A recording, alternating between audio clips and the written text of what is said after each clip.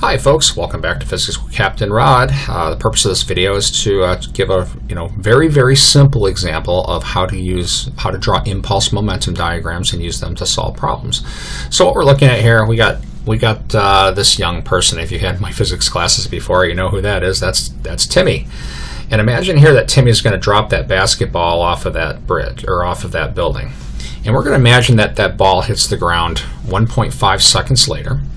And we're going to try to use impulse momentum methods to find the speed of the ball when it hits the ground. And then we'll use work energy to try to find the height of the building.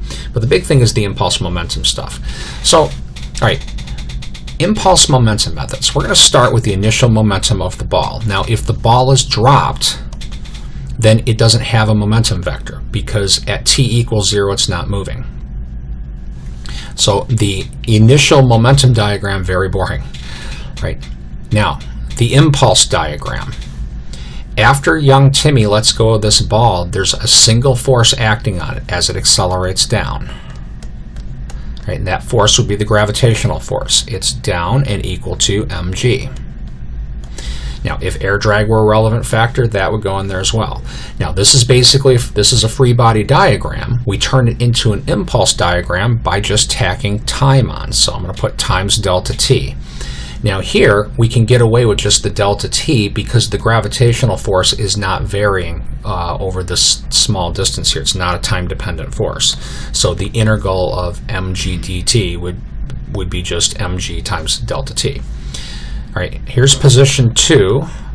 The ball's velocity vector points down, so my momentum picture for 2 is going to point down equal to mv2.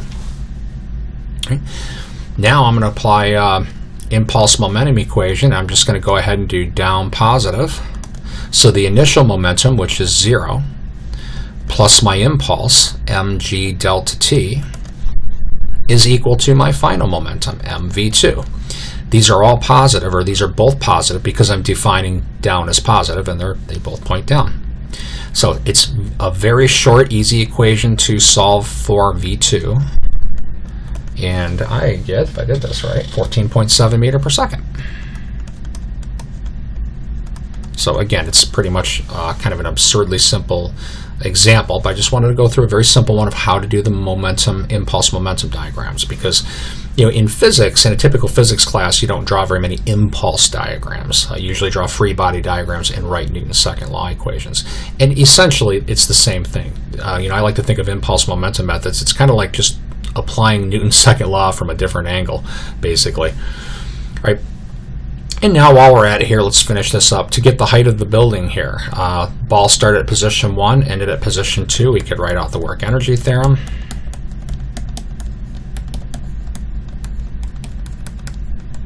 I'm going to go ahead and put a datum right here.